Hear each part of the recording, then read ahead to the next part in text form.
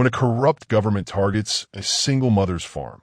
They have no idea she's a lethal Delta Force commander with the skills to bring their entire operation crashing down. Will she risk everything to protect her daughter and expose the conspiracy that followed her home? I freeze at the kitchen sink when I hear the crunch of tires on my gravel driveway. Nobody comes up this way unless invited, especially not at 7:30 in the morning. Through my window, I spot 3 black SUVs and a government sedan kicking up dust as they approach my farmhouse. My heart pounds against my ribs like it used to before missions. Emma, I call upstairs. Finish your breakfast and get your backpack ready for school. My 8-year-old daughter mumbles something about not being done with her cereal. Any other day, I'd smile at her stubborn morning attitude. Not today. My fingers instinctively reach for the hidden compartment under the sink where my SIG sour waits. But I pull back. I'm Sarah Mitchell now. Just a widowed mom growing organic vegetables on a small farm. Not Commander Mitchell who led elite Delta Force teams across war zones for 15 years. The vehicles stop in a perfect formation. Men in suits step out, along with uniformed officers I don't recognize. Not local police.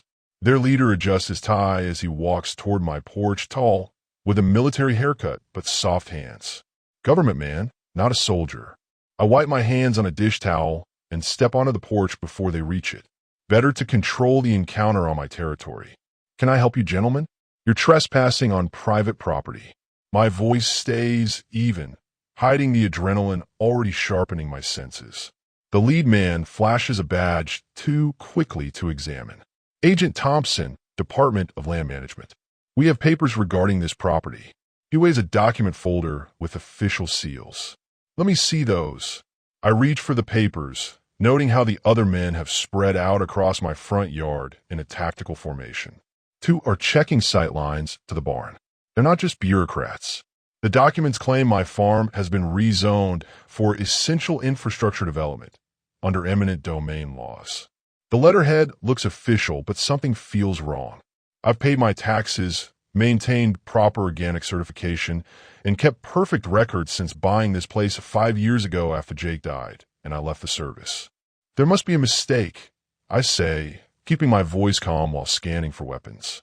They're all carrying, poorly concealed under jackets. I've had no notification of any zoning changes, and legally I'm entitled to hearings and proper compensation before any seizure. Thompson's smile doesn't reach his eyes. The notifications were sent certified mail. We have delivery confirmation. A lie. I check my mail religiously. I never received anything. I counter, reading more of the document. The surveying boundaries are wrong, deliberately extending on my neighbor Mac's property too. These coordinates are incorrect. Ma'am, we're just following orders. You have 48 hours to vacate before construction crews arrive. Thompson glances past me into the house. How many people live here? The question sends chills down my spine. He knows exactly who lives here. This isn't random. Just me and my daughter. I answer, shifting my stance to block his view inside. And we're not going anywhere until I speak with my lawyer. A second man steps forward. Ms. Mitchell, this isn't a negotiation. Senator Reynolds has fast-tracked this project personally. My blood freezes at the name. Senator Reynolds, the Intelligence Committee chairman who commissioned our final mission, the one where everything went wrong. The mission that got half my team killed when our position was mysteriously leaked to hostiles. The mission I've suspected for 5 years was compromised from within our own government. Senator Reynolds? I keep my voice neutral despite the roaring in my ears. What's his interest in a small organic farm in rural Ohio? Thompson smirks. Progress waits for no one, Ms. Mitchell. Not even decorated veterans. So they know who I am. This isn't about land at all. I hear Emma's footsteps behind me. Mom? Who are these people? Thompson's eyes lock onto my daughter, his smile broadening. Well, hello there, young lady. You must be Emma. I step sideways, keeping myself between him and my daughter. Emma, go finish getting ready for school, please. She hesitates, her small hand clutching her favorite stuffed rabbit, eyes wide as she takes in the men and vehicles. She's smart enough to sense trouble. Now, honey, I say firmly, not taking my eyes off Thompson. As Emma retreats inside, Thompson calls after her. Cute kid. Shame about her future here. My combat instincts surge at the thinly veiled threat. 5 years of peaceful farming falls away in an instant as I assess how quickly I could neutralize the 6 men I can see. But there will be more coming if these don't report back. You have 48 hours, Ms. Mitchell. Thompson hands me the papers. I suggest you use them wisely. Pack up, take the relocation money, and find somewhere new. Some battles can't be won.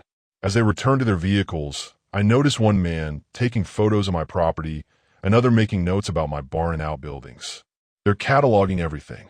The last SUV stops before pulling away. The window rolls down and Thompson leans out. By the way, Ms. Mitchell, your military record is impressive. Delta Force commander with 3 tours and multiple commendations. His eyes narrow, but even the most decorated soldiers know when to retreat. They drive away, leaving me clutching the fraudulent papers with shaking hands. I watch until the dust settles, then rush inside to find Emma sitting on the stairs, clutching her rabbit. "Mom, are we in trouble?" she asks, her voice small. I kneel before her, brushing her dark hair from her eyes. "No, baby, it's just a mistake, but we need to be extra careful for a little while." I help her finish getting ready for school, fighting to keep my movements normal while my mind races through options. When the school bus arrives, I hug her tighter than usual. "I love you, Emma Bear," I whisper. "Love you more, Mom," she says, then runs to the bus. As the yellow bus disappears down my long driveway, I close the door and let the commander and me take over. I move methodically through the house, retrieving hidden weapons from concealed compartments, places Jake helped me create when we first bought this place. A safe haven that doesn't feel safe anymore. In my bedroom, I pry up the loose floorboard and pull out the secure satellite phone I've kept charged but in use for 5 years. I stare at it, knowing that once I make this call, there's no going back to simple farm life. But they've already found me, and now they've threatened my daughter. My fingers punch in the only number I've memorized. 3 rings, then a gruff voice I haven't heard in years. "Hayes," answers my former commanding officer. "Sir," I say, my voice shifting to military precision. "We have a situation. Senator Reynolds found me." The school bus drops Emma off at 3:45. I'm waiting at the end of the driveway, scanning the road in both directions before walking her back to the house.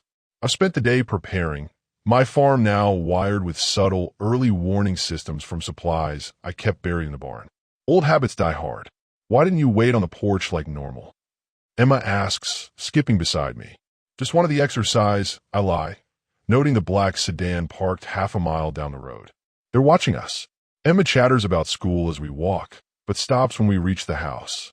"Mom, why is your gun on the table?"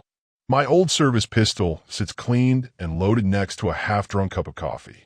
I quickly move to put it away. "Just cleaning it, honey. Remember how I taught you never to touch it?" She nods solemnly. I hate exposing her to this, but events are moving too quickly. 5 hours after my call to General Hayes, he texted a single word: confirmed. Senator Reynolds is behind the land seizure, and it's not just my farm.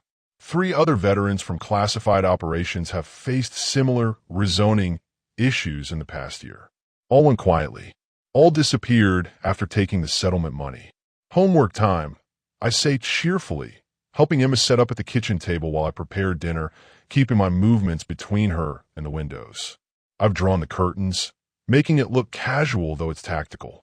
"Can I play at Lisa's house tomorrow?" Emma asks, working on her spelling. "Not tomorrow, baby. We're going to visit Aunt Kate for a few days.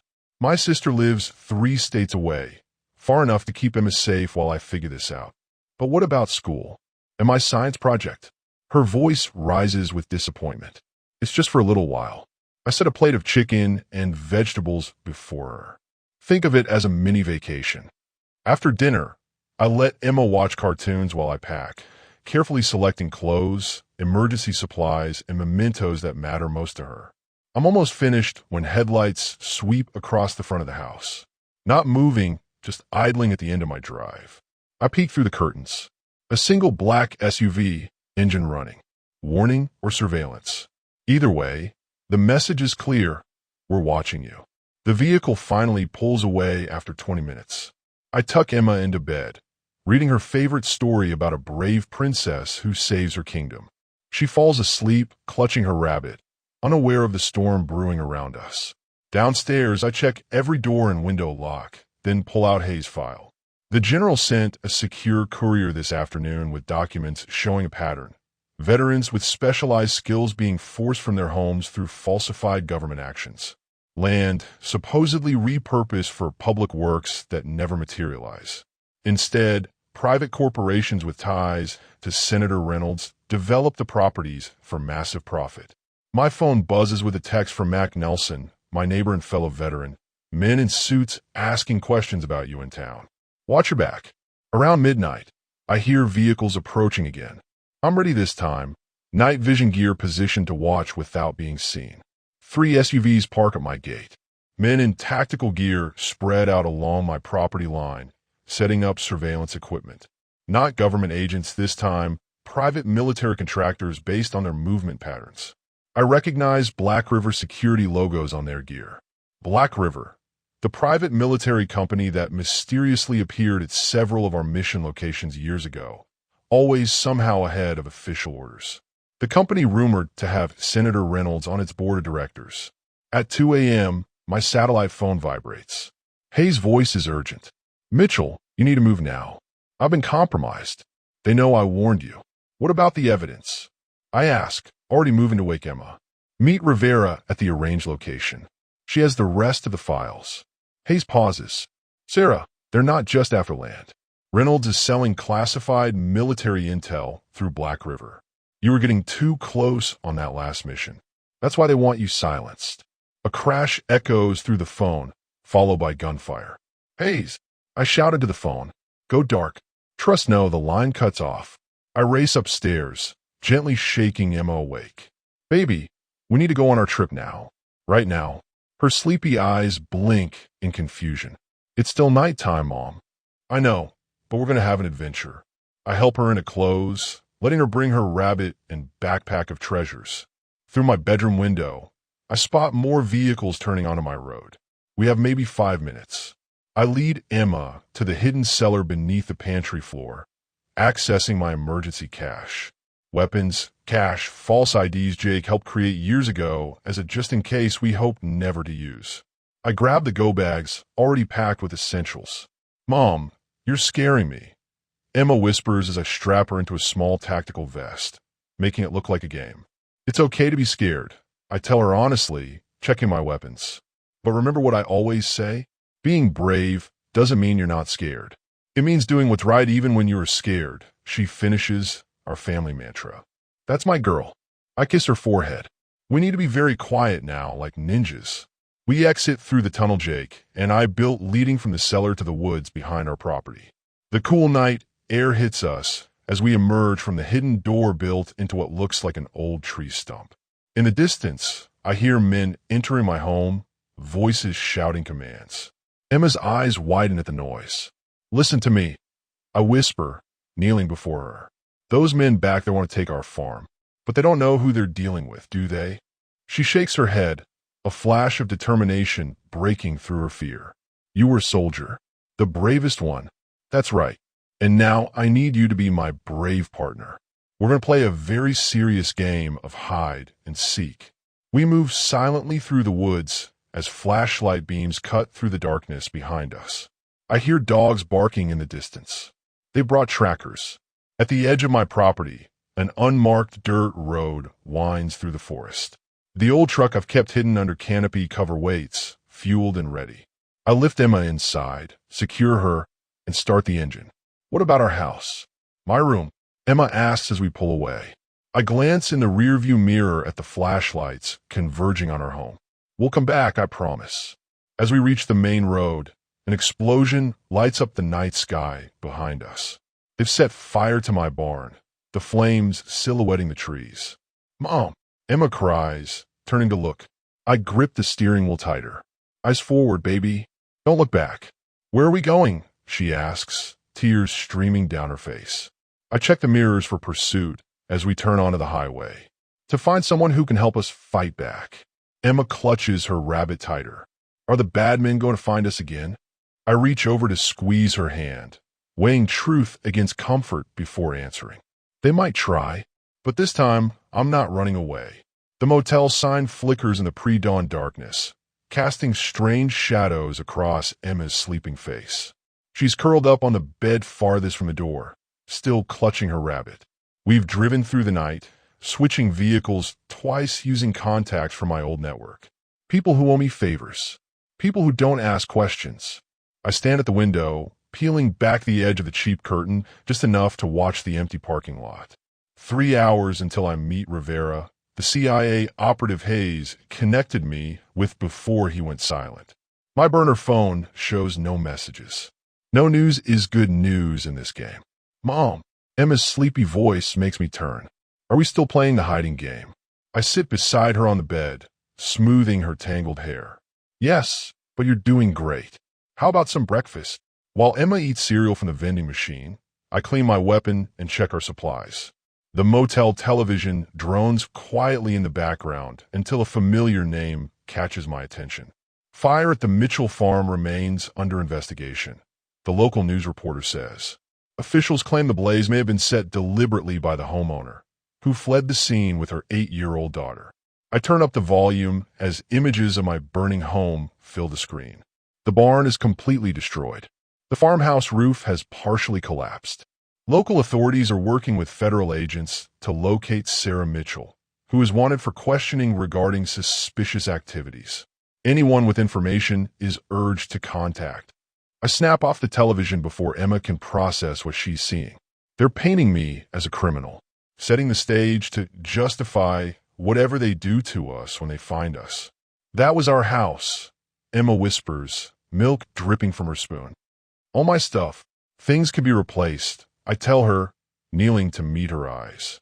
You and me, we're what matters. She nods bravely, but her chin trembles. Did the bad men burn our house? I hesitate, weighing how much truth an 8-year-old can handle. Yes, but that means they don't know where we are. That's good for our hiding game. At 8:30, I bundle Emma into our latest vehicle, an old pickup borrowed from one of Jake's Marine buddies who asked no questions when I showed up at his garage at 3 a.m. We drive to a busy shopping mall 40 miles from the motel. I need you to be my lookout, I tell Emma as we walk through the crowded food court. If you see anyone from our farm, the men in the black cars, you squeeze my hand 3 times. Can you do that? She nods solemnly, her eyes scanning the crowds with surprising intensity. She's adapting to our situation with a resilience that makes my heart swell with pride and ache with regret. Rivera chose this location well. Busy enough to blend in, multiple exits, difficult to isolate targets. I spot her immediately, mid-40s, reading a newspaper at a corner table, casual clothes that could belong to any suburban mom. Only her perfectly alert posture gives her away to trained eyes. I guide Emma to the table, sitting so my back is to the wall with clear sight lines to all entrances. Sarah Mitchell? Rivera asks without looking up from her paper. That's what my license says. I respond with a coded answer. She folds her newspaper, finally making eye contact. Hayes spoke highly of you. I'm sorry about what happened. My stomach tightens. He's gone. Rivera nods, almost imperceptibly. His house exploded last night. Gas leak, according to the official report. Emma is watching a nearby family eat ice cream. Seemingly distracted, but I know she's listening. Children always absorb more than adults realize. Who's your friend? Rivera asks, smiling at Emma. My daughter. Where she goes, I go. Rivera's expression softens slightly. I have a safe house. We can talk there. I need to know you're legitimate first, I say quietly. Hayes could have been compromised before he contacted you. Smart. Rivera slid the phone across the table. Call this number. It's Hayes' private line. The voicemail will answer with today's authentication code. I dial with one hand, keeping the other on my concealed weapon. A gruff voicemail answers. You've reached the wrong number. Today's forecast calls for Scarlet Thunder. I exhale slowly, recognizing our old mission code. She checks out. I tell Emma, who has been watching the exchange carefully. As we stand to leave, Emma suddenly squeezes my hand 3 times. Hard. I scan the food court and spot them immediately. Two men in casual clothes moving with military precision, talking into earpieces. Black River contractors, not government agents. We've been made, I whisper to Rivera. Without missing a beat, Rivera drops her coffee, creating a loud commotion as the cup shatters. In a momentary distraction, we slip into the service corridor she's already scouted as an escape route. How do they find us? I demand as we hurry through the back passages of the mall. They're tracking your daughter's stuffed rabbit, Rivera says. I stop cold. What? It's standard Black River procedure for high-value targets with children. Plant a tracker in a toy the child won't abandon. My mind flashes to Thompson's, eyes locking onto Emma's rabbit during our first encounter. They've been planning this from the beginning. I kneel before Emma. Honey, I need to check something on Mr. Hoppy. She reluctantly hands over the well-loved rabbit. I feel along the seams until I find it. A small hard lump inside the stuffing. I cut the stitching with my pocket knife and extract a tiny tracking device, no bigger than a button battery. I'm sorry, I tell Emma, returning the rabbit minus the tracker. The badman puts something inside Mr. Hoppy to find us. Her eyes widen with understanding, then narrow with a flash of anger that reminds me startlingly of myself. They touched my stuff? Yes, and that was wrong of them. I drop the tracker and crush it under my boot. Rivera checks her watch. We need to move. My car's in the east lot. As we exit through a service door, gunshots ring out behind us. The Black River operatives have found our trail. Run, I shout, lifting Emma into my arms. We sprint across the parking lot as bullets ping off nearby cars. Rivera leads us to a nondescript sedan, keys already in hand. Get in, she yells, sliding behind the wheel. I buckle Emma in the back seat and jump in beside Rivera just as the rear window shatters from a bullet impact. Emma screams as Rivera floors the accelerator, tires squealing as we careen out of the parking lot. Stay down, baby. I reach back to push Emma below window level as more shots follow us. Rivera drives with expert precision, weaving through traffic and taking a series of rapid turns to shake our pursuers. I count 2 vehicles in pursuit, both black SUVs with tinted windows. Senator Reynolds must be desperate if he's authorizing a public shootout, Rivera says grimly, taking a hard right turn that throws us against the doors. This isn't about land, I say, checking my weapon. What does Reynolds really want from me? Rivera's eyes meet mine briefly. Not what? Who? You want your daughter. My daughter. The words barely escape my lips before Rivera swerves violently to avoid another barrage of bullets from the pursuing SUV. Eyes on the road. I shout, twisting in my seat to return fire through our shattered rear window. My first shot takes out the lead vehicle's front tire, sending it spinning across the highway divider. The second SUV falls back, momentarily cautious. What does Reynolds want with Emma? I demand as Rivera navigates onto a rural access road, buying us precious moments. Not here, Rivera says with a pointed glance toward Emma, who's huddled on the floor of the back seat, hands over her ears, tears streaming silently down her face. I holster my weapon and climb into the back, pulling Emma onto my lap. It's okay, baby. I've got you. You shot that car, she whispers, her voice shaking. Like in a movie. Sometimes real life gets scary, I tell her honestly, but I will always protect you. Rivera drives for nearly an hour, using back roads and switching vehicles again at a prearranged location, an abandoned gas station where a weathered pickup truck awaits with new plates. As dusk falls, we arrive at what appears to be a hunting cabin deep in the woods. The rustic exterior hides a surprisingly modern interior with reinforced doors, encrypted communication equipment, and surveillance systems monitoring the surrounding forest. CIA safe house, Rivera explains, activating security protocols. Off the books. Only 3 people know it exists. And 2 of them are in this room, I guess, settling Emma on a worn but clean sofa with a rabbit and a granola bar from our supplies. Hayes was the 3rd. Rivera's expression darkens. We're on our own now. Once Emma is distracted with a puzzle book found in the cabin, Rivera leads me to a small office and closes the door. Talk, I demand. Why does Reynolds want my daughter? Rivera pulls out a secure laptop. What do you know about Project Genesis? The name hits me like physical blow. Classified Genetic Enhancement Program. Experimental treatments for special operations soldiers. Jake was part of it before we met. Your husband didn't just participate, Rivera says, typing rapidly to access encrypted files. He was their greatest success. Enhanced strength, speed, healing, cognitive processing. The perfect soldier. My mind races back to how quickly Jake recovered from injuries, how he could go days without sleep on missions, his uncanny ability to process battlefield information. The program was officially shut down after concerns about ethical violations, Rivera continues. But Reynolds kept it going privately through Black River, selling enhanced soldiers to the highest bidder. Jake got out, I say defensively. He left the program before we had Emma.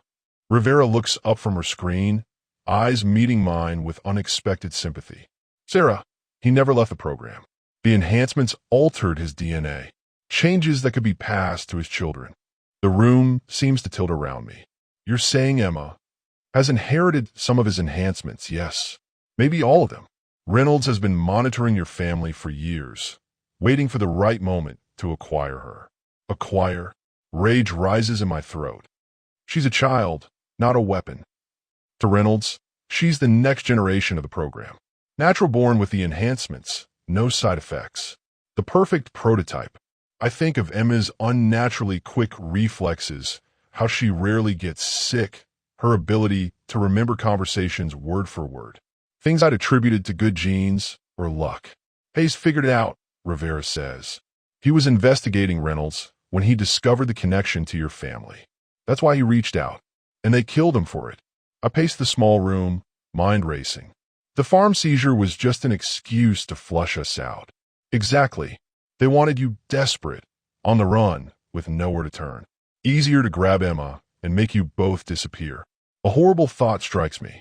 Jake's accident 5 years ago. Rivera nods grimly. No accident. He was getting too close to exposing Reynolds.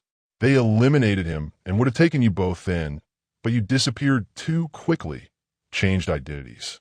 My legs weaken, and I sink into a chair. 5 years of believing Jake died in a training accident, of building a new life to keep Emma safe, all while the threat lurked in the shadows. I have something you need to see, Rivera says, turning the laptop toward me.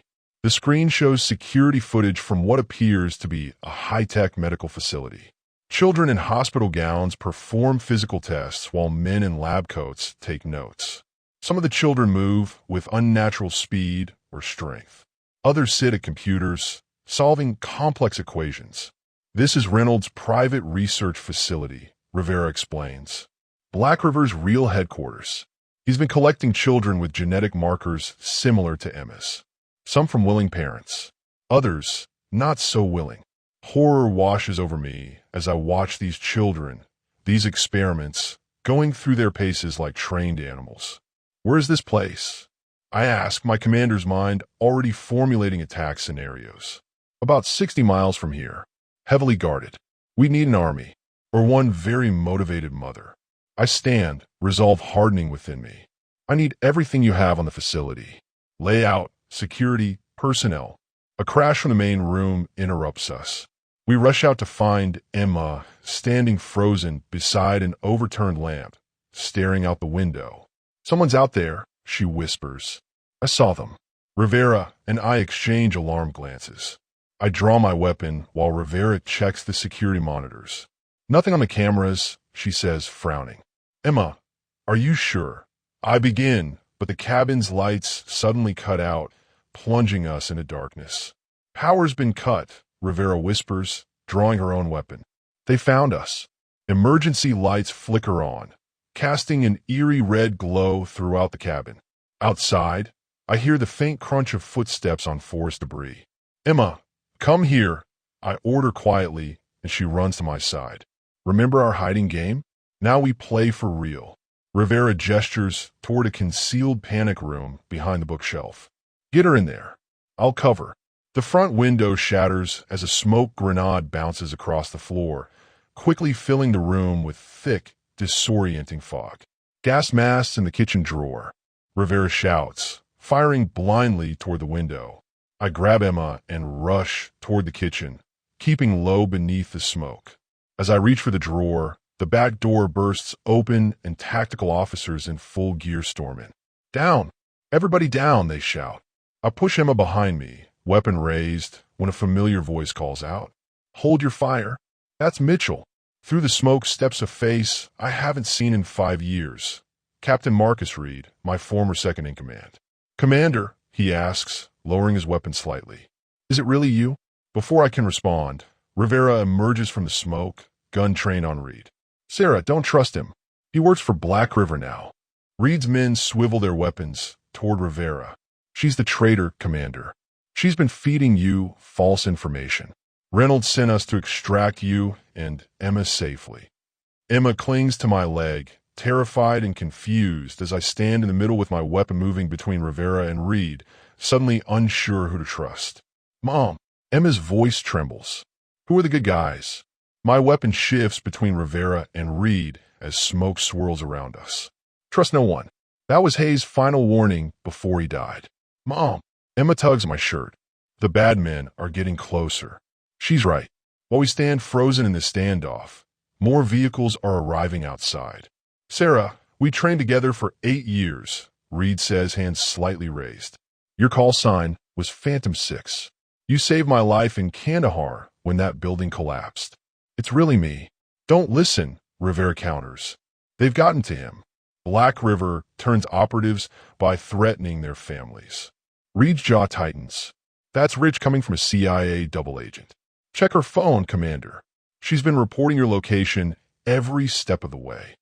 My mind races through options as Emma presses herself against my leg. I can't risk her in a firefight. Everyone lower your weapons, I order with my commander voice. Emma needs to get out of here safely. That's the priority. Agreed, Reed says, signaling his team to lower their guns. We have a secure vehicle. So do I, Rivera insists. Don't trust him, Sarah. I'll make my decision. Reed, have your men escort Rivera outside. Disarm her, but don't harm her. We'll all leave together and sort this out somewhere safer. Reed hesitates, then nods. 2 of his men approach Rivera cautiously. You're making a mistake, she warns as they take her weapon. Maybe, I admit, but I'm choosing the option least likely to get my daughter killed in the next 5 minutes. As Rivera is escorted out, I kneel beside Emma. We're going with this man. He used to work with Mommy a long time ago. Is he a good guy or a bad guy? She asks, studying Reed with suspicious eyes. We're going to find out, I tell her honestly. But right now, he's helping us get away from the people shooting at us, and that's good enough. Reed leads us through the woods to a waiting tactical vehicle. 2 more Black River operatives stand guard, heavily armed. Commander Mitchell, one nods respectfully. The recognition from Reed's team seems genuine, not the behavior of men sent to kill us. Rivera is secured in the back of the vehicle, hands zip-tied, but otherwise unharmed. I guide Emma into the middle row and sit beside her, keeping my weapon ready across my lap. Head for checkpoint Delta, Reed orders the driver, and watch for tails. As we speed away from the cabin, I watch explosions of gunfire erupt where we just stood. Another team has arrived, definitely hostiles this time. That's the actual Black River extraction team, Reed explains grimly. The ones Reynolds sent. You're saying you're not with Black River? I ask confused. Not Reynolds Black River, Reed clarifies. The company fractured 6 months ago. Internal power struggle. Some of us discovered what Reynolds was really doing and broke away. Convenient story, Rivera mutters from the back. If I wanted to take your daughter, I'd have done it already, Reed snaps. Emma shrinks against me at his words. I wrap my arm around her protectively. Both of you enough. Emma doesn't need to hear this.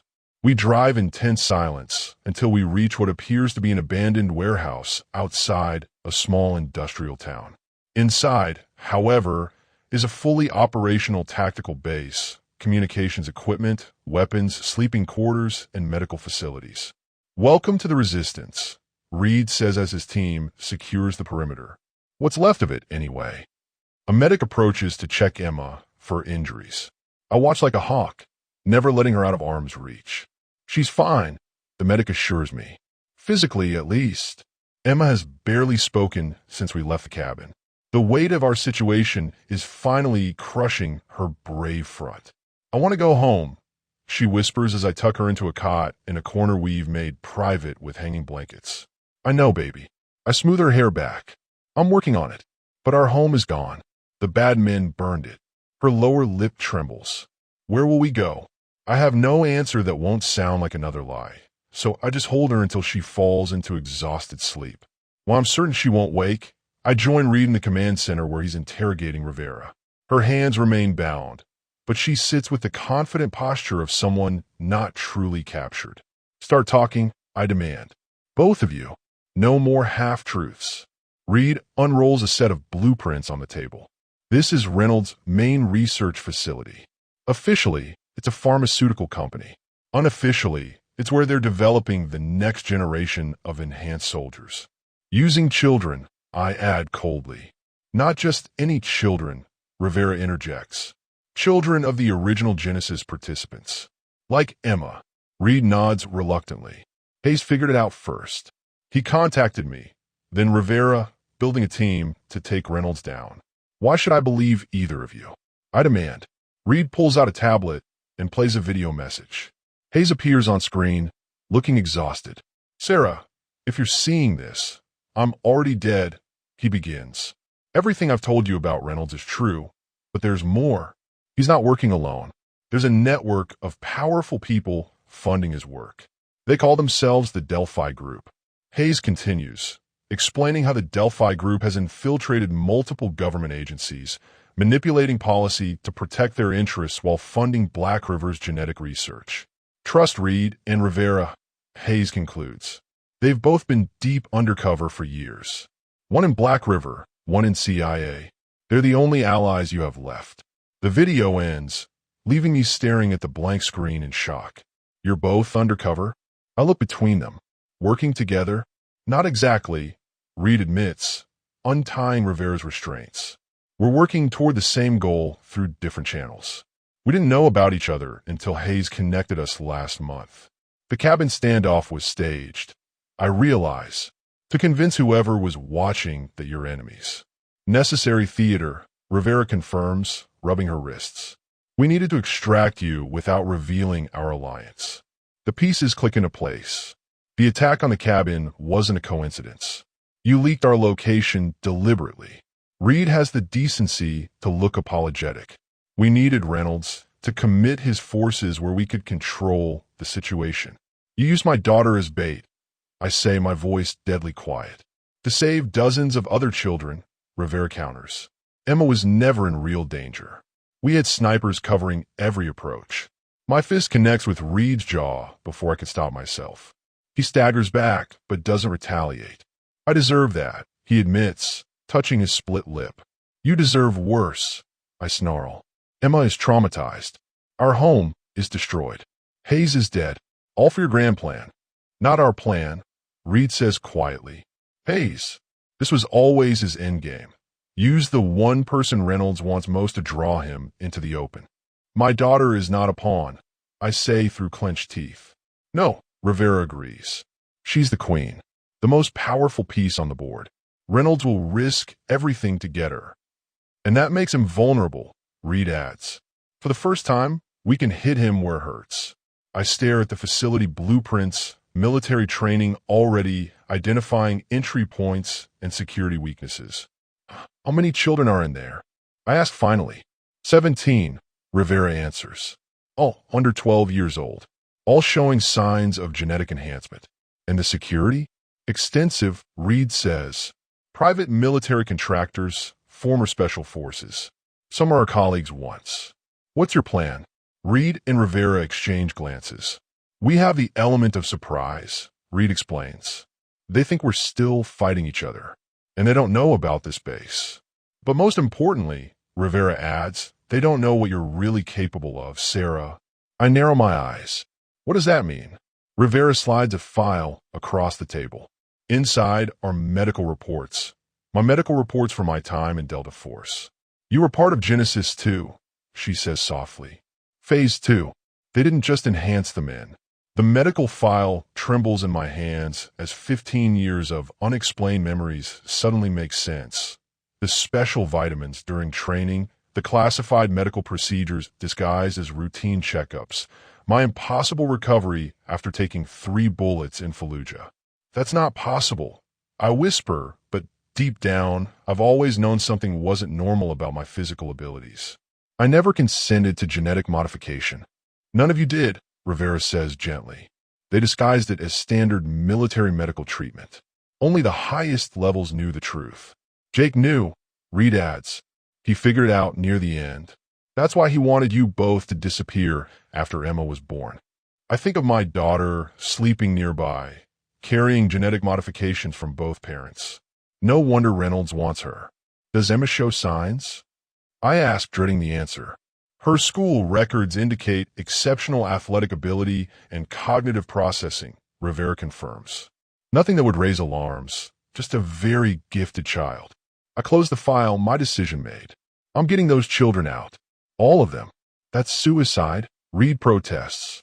Even with your enhancements, the security is too heavy.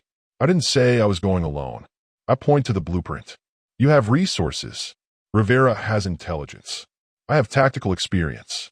Together, we can do this. And Emma? Rivera asks softly. The question hits me like physical pain. Emma can't come on a raid, but I can't leave her behind either. There's no safe place, not anymore. I need to make a call. I say finally. 20 minutes later, I sit beside Emma's cot, gently waking her. Baby, there's someone here to see you. She rubs her eyes and sits up, then freezes in disbelief.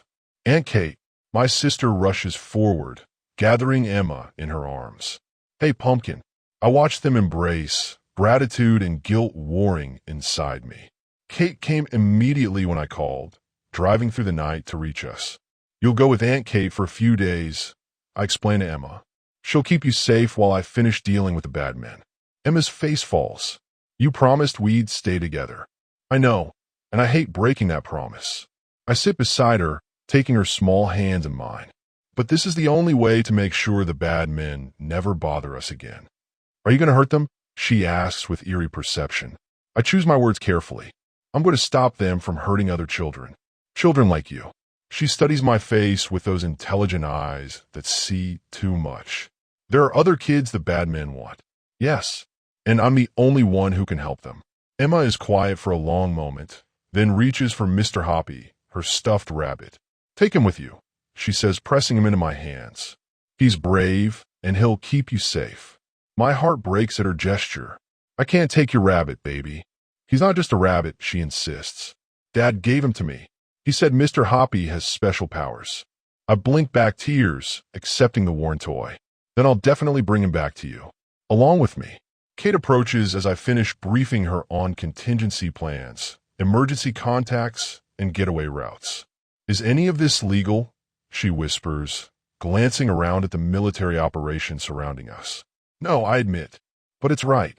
Just like old times, she sighs. You always did color outside the lines, Sarah. This time it's different, I tell her. This time, I'm fighting for all the children they've turned into weapons. Kate hugs me tightly. Just come back. Emma needs her mother more than the world needs another hero. 2 hours later, Kate and Emma are gone, spirited away to a safe house only I know about. I turn my full attention to the mission ahead. Satellite imagery shows increased activity at the facility, Rivera reports. Reynolds knows we're coming. Good. I say, checking my weapons. Let him prepare for a frontal assault. That's not how we're getting in. Reed raises an eyebrow. You have another plan? I point to a maintenance tunnel on the blueprint. Underground, just like we did in Tehran. That entrance will be guarded, Reed warns. By 2 men, standard rotation, I counter. I can handle 2 guards. And once we're inside, Rivera asks. I trace a path through the sublevels. We split up.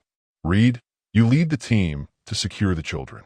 Rivera, you find and copy the research data. I'll locate Reynolds. Alone. Reed looks concerned. His personal security is elite.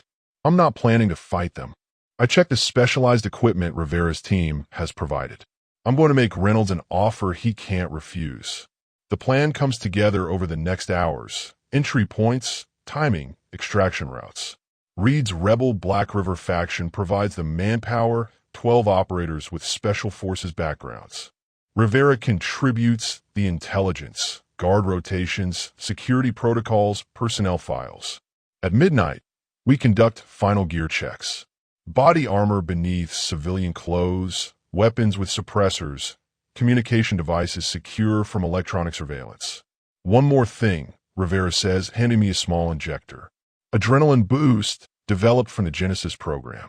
It'll enhance your natural abilities for about 30 minutes.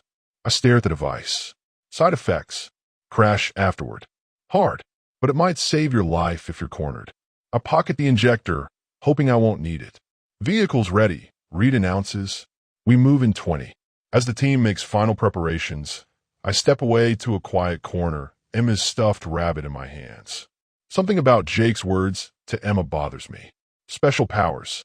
Jake never spoke like that, never encouraged magical thinking. On impulse, I examined the rabbit more closely. The tracking device Rivera mentioned was removed, but something about the stitching along the back seems odd. I gently pull at a hidden seam, and the stuffing parts to reveal a slim metal container. Inside is a USB drive and a handwritten note in Jake's handwriting.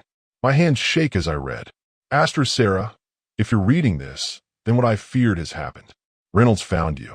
This drive contains everything. The Genesis files, the Delphi group members, evidence of their crimes. I couldn't risk coming forward while alive. They would have killed you both immediately. Keep Emma safe.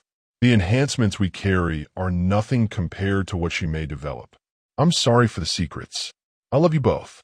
Giasterisk. 5 years after his death, Jake is still protecting us.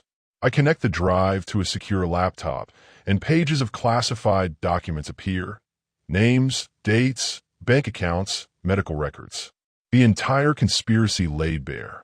Rivera, Reed, I call, my voice urgent. We need to change the plan. They hurry over as I show them the drive's contents. This changes everything, Rivera breathes. With this evidence, we don't need to raid the facility. We could bring down Reynolds legally. No, I say firmly, ejecting the drive. We're still going in. Those children can't wait for the legal system to work. But now we have leverage. I tuck the drive into a secure pocket. And a backup plan. A young operator approaches. Commander, vehicles are ready. We need to move now to hit our window. I stand, tucking Emma's rabbit into my tactical vest. Let's go get those kids. As we move toward the exit, Reed touches my arm. Sarah, if this goes sideways. It won't, I say with a confidence I don't entirely feel. But if it does, he persists. What should we tell Emma? A pause, the weight of what we're about to do suddenly overwhelming. 17 children waiting for rescue. A conspiracy reaching into the highest levels of government. And my daughter, carrying a genetic legacy she doesn't understand. Tell her, I say finally, that her mother kept her promise. Tell her I stopped the bad men. The night air is cool as we load into unmarked vans. I check my weapon one final time, feeling the commander I once was merging with the mother I've become. Reynolds doesn't know what's coming for him. Reed says beside me. I think of Jake's sacrifice, Hayes' death, my burning farmhouse, and Emma's frightened eyes. No, I agree, my resolve hardening like steel. He really doesn't. The rain falls in heavy sheets as our 3-vehicle convoy approaches the Black River Research Facility. Lightning flashes, illuminating the compound's outer fence topped with razor wire. Security cameras pivot on their mounts, searching the darkness. Guards with assault rifles patrol the perimeter, barely visible through the downpour. Weather works in our favor, Reed murmurs, checking his tactical gear one last time. Reduces visibility, masks noise. I nod, feeling the weight of Emma's rabbit tucked into my vest. My daughter is miles away with Kate, but this stuffed animal and the secret drive it contained feel like she's still with me, lending me strength. 2 minutes to entry point, our driver announces. Rivera distributes earpieces to the team. Channel secure. Check in by number only. The 12 operators acknowledge in sequence. All former special forces, all betrayed by Reynolds in some way. Their motivation is personal, just like mine. Remember, I tell them as we prepare to move, these children have been subjected to experiments their entire lives. They may be frightened, confused, even hostile. Approach with caution, but they are not the enemy. They're the mission. The vehicles stop in a wooded area half a mile from the facility. From here, we proceed on foot through the rain-soaked forest. Guard rotation in 60 seconds. Rivera reports through the comm, stick to the schedule. We move silently through the trees, using the storm for cover. I take point, leading 2 operators toward the maintenance tunnel, while Reed and Rivera split off with their teams to create diversions at opposite ends of the compound. The tunnel entrance is disguised as a drainage culvert, partially hidden by overgrown vegetation. As predicted, 2 guards stand watch, miserable in the downpour, more concerned with staying dry than maintaining vigilance. I signal my team to hold position, then advance alone, using the darkness and rain as cover. The first guard doesn't see me until I'm already behind him. One precise strike to the pressure point at the base of his skull, and he collapses silently. The second guard turns at the slight noise, but too late. My hand clamps over his mouth as I apply pressure to his carotid artery. Seconds later, he joins his companion in unconsciousness. Clear, I whisper into my comm. My team advances. We zip tie and gag the guards, then drag them into the culvert. One operator works on the electronic lock while the other stands watch. Diversion teams in position. Reed's voice crackles through the earpiece. Ready on your mark, Rivera confirms. The lock clicks open, revealing a narrow concrete tunnel lit by dim emergency lights. Mark, I command. Immediately, explosions rock the far side of the compound. Alarms blare as security forces rush to respond to what they believe is the main attack. We're in, I report, leading my team into the tunnel. Proceed to Phase 2. The maintenance shaft connects to the facility's sublevels, giving us access to the entire building through service corridors and ventilation ducts. According to the blueprints, the children are kept on the 3rd sublevel in what's labeled as developmental research. We encounter 2 technicians in the first junction room. They reach for alarm buttons, but fall to silent tranquilizer darts before their fingers find the switches. Control room ahead, my point man whispers. Through the narrow window in the door, I can see 3 security officers monitoring camera feeds, their attention focused on the diversionary attack outside. I remove a small device from my pocket, a specialized EMP that will temporarily disable electronics in a limited radius. Slipping it under the door, I trigger the device, plunging the room into darkness as monitors and communications equipment fail. Before the guards can react, we burst in, subduing them with practiced efficiency. One reaches for his sidearm, but freezes when my knife presses against his throat. The children, I growl. Where are they? I don't know what you're talking about, he stammers. I press harder, drawing a thin line of blood. Genesis Project kids. Where? Fear wins out. Section D, East Wing. Keycard access only. I take his keycard and zip tie him with the others. At the security console, I access the building schematics, confirming the location. Rivera, I report, uploading facility layout to your tablet. Data center is on sublevel 5. Copy that, she responds, her voice tight with tension. Heavy resistance in the north corridor. Reed's team is pinned down. Stick to the plan, I order. We've got the interior route mapped now. We move through the service corridors, avoiding main hallways where security teams rush to respond to the diversions. The facility is massive, a labyrinth of research labs, medical rooms, and offices. Halfway to Section D, my comm crackles. Commander, be advised. Reed's strained voice comes through. Reynolds isn't on site. Repeat, primary target is not present. My stomach drops. The entire plan hinged on confronting Reynolds directly, using Jake's evidence as leverage. Confirmed sighting in Washington, Rivera adds. He's at the Capitol for a closed Intelligence Committee meeting. I process this setback quickly. Mission continues. Children are priority 1. We reach the entrance to Section D, a sterile white corridor with reinforced doors bearing biometric locks. The guard's key card gets us through the first security checkpoint, but the inner doors require fingerprint and retinal scans. I need alternatives, I tell my team. The explosives expert examines the lock. I can breach it, but it'll trigger every alarm in the building. Wait, I say, spotting something. Air duct access.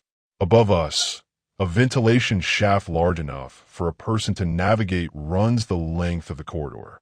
I boost myself up, removing the grate, and pull myself into the cramped space. I'll find another entry point. I whisper into my comm standby. The shaft is barely wide enough for my shoulders, forcing me to army crawl through dust and cobwebs. After 30 feet, I spot another grate below me.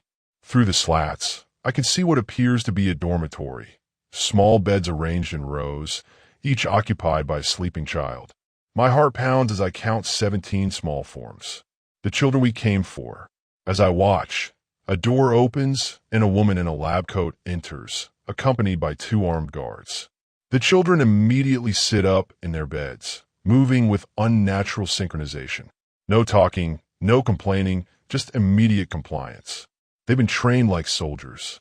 The woman checks a tablet. Subject 7, report to medical. Subjects 3 and 12 to training. The rest of you, classroom time. The 3 selected children stand while the others form a line. None speak. None fidget like normal kids. They move with mechanical precision that makes my skin crawl. I need to get inside, but the room is too heavily guarded for direct entry. I watch the children file out, noting their destination. If I can't get to them here, I'll intercept them en route. Backtracking through the vent, I rejoin my team and explain the situation. We need to split up, I decide. Carter, with me, will intercept the main group. Roberts follow the 3 being separated. Trank darts only. These are children, remember. We move quickly through the service corridors, using the updated facility map to plot interception points. I try reaching Reed and Rivera, but communications are breaking up. Something's jamming our signal. We round a corner and spot them. 14 children walking in perfect formation, escorted by the woman in the lab coat and 1 guard. I signal Carter to take position at the other end of the hallway. On my mark, I whisper, guard first and the doctor. Before I can give the signal, one of the children, a girl about Emma's age, suddenly stops walking. She turns her head, looking directly at my hiding spot as though she can sense my presence. Subject 9, continue moving, the doctor orders sharply. Instead, the girl points toward me. Someone's here, she announces in a flat voice. Hidden, armed, female. The guard raises his weapon toward my position as the doctor pulls out a radio. I have no choice now. I step into the open, hands raised. Don't shoot, I say calmly. You'll hit the children. The guard hesitates, giving Carter the opening he needs. A tranquilizer dart hits the man's neck, and he crumples to the floor. The doctor backs away, pulling a small girl in front of her as a shield. Stay back, she shouts, pressing a panic button on her bracelet. Alarms immediately blare throughout the facility. Let her go, I demand, weapon trained on the doctor. The children stand perfectly still, watching with eerie detachment. The girl who sensed me, Subject 9, tilts her head curiously. You're like us, she says, but older. Before I can respond, the facility shakes with a massive explosion. Emergency lights flash as the sprinkler system activates. Rivera, report. I shout into my comm. Her voice comes through broken by static. Data, downloaded, but security compromised. Self-destruct, initiated. My blood runs cold. The facility is going to blow, with 17 children still inside. Everybody move. I shout as another explosion rocks the building. Ceiling tiles crash down, and emergency sirens wail through the corridors. Carter, secure the doctor. As Carter subdues the panicking scientist, I face the children who stand motionless despite the chaos erupting around them. We need to leave this building right now. I tell them firmly but gently. It's not safe here. They stare at me blankly, unresponsive to the obvious danger. The girl who sensed me, Subject 9, speaks again. We must wait for authorized personnel to issue evacuation orders. I'm authorized personnel, I say, removing Emma's stuffed rabbit from my vest. Something tells me these children need a symbol more than a military command. This is Mr. Hoppy. He says it's time to go. To my surprise, recognition flickers in several children's eyes. The smallest girl whispers, like Mr. Whiskers in our story. They've been told stories about stuffed animals, a small piece of childhood allowed in their controlled environment. I seize the opportunity. That's right. Mr. Hoppy is friends with Mr. Whiskers. They both want you safe. I hold out my hand. Who's coming with us? Subject 9 steps forward first, taking my hand. The others slowly follow. Commander, Robert's voice crackles through my comm. I have the 3 separated children. Meeting you at extraction point B. Change of plans. I respond as the building shutters again. Primary routes compromised. Head for the maintenance tunnel immediately. I lead our strange procession through the crumbling facility, Carter bringing up the rear with the subdued doctor. The children follow with perfect discipline, stepping over debris without hesitation or complaint. Where's Reed? I demand into my comm. East wing collapsed. Rivera's voice answers, heavy with exhaustion. He got his team out, but went back for stragglers. Another explosion, closer this time. The floor beneath us cracks ominously. This way, I direct, guiding the children down a side corridor as the ceiling collapses behind us. The facility is disintegrating faster than anticipated. Someone wants to destroy all evidence, regardless of the lives inside. We reach a junction where Rivera waits with 2 injured team members. Data secured. She reports, holding up a hard drive. Complete Genesis files, plus operations ledgers connecting Reynolds to everything. The others? I ask, already fearing the answer. 3 dead. Formated out with the first group of security personnel during the confusion. A child tugs at my sleeve, subject 9.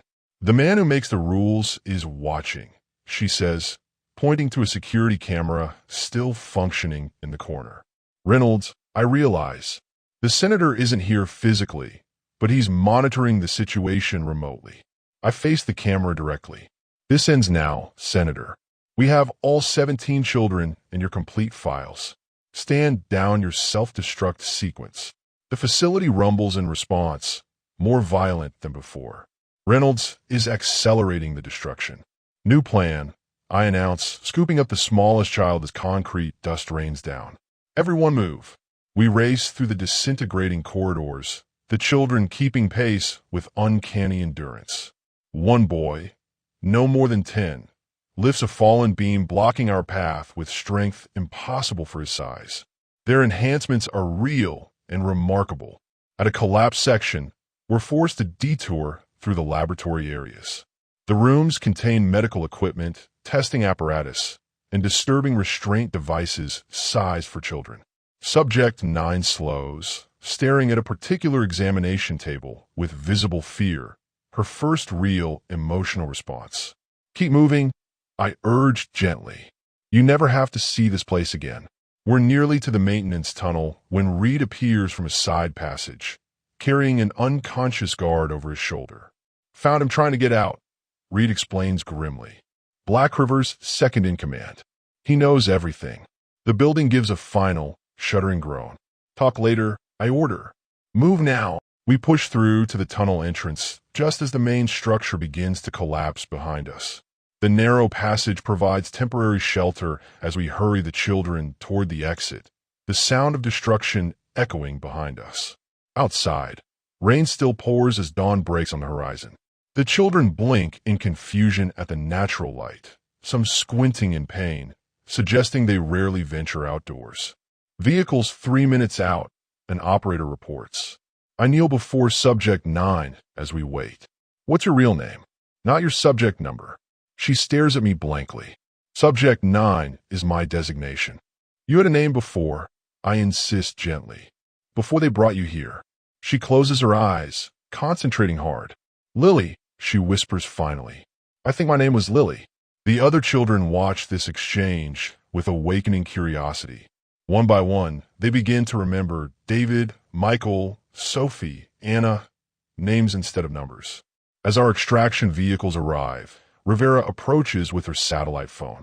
We need to move quickly. Reynolds will have damage control teams en route. What about your evidence? I ask. The hard drive and Jake's files? Already uploaded to secure servers and major news outlets, she confirms. Reynolds was on camera at the Capitol when the story broke. FBI has him in custody now. The entire Delphi group is scrambling. Relief floods through me, but it's not over yet.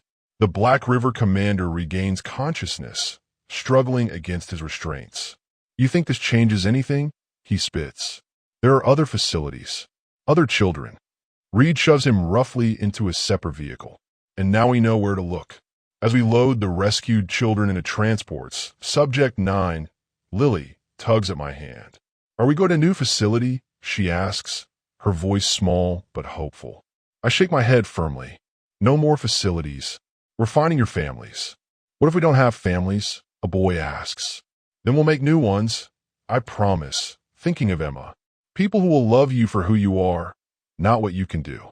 3 days later, I stand on my sister's porch, heart pounding as the front door opens. Emma appears, freezing in disbelief before launching herself into my arms with a cry that holds all the emotion of our time apart. Perfect trust. Like a superhero, I think of the enhancements flowing through my veins, the secrets Jake died protecting, the children with remarkable abilities who deserve normal lives. No, baby, I say softly. Just a mom who remembers how to be a soldier when she needs to be. Below us, Reed calls my name. There's work to be done, children to save, corrupt officials to bring to justice. But for this moment, in a treehouse with my daughter and a child I've helped free, I am exactly where I need to be, straddling two worlds and finally at peace with both.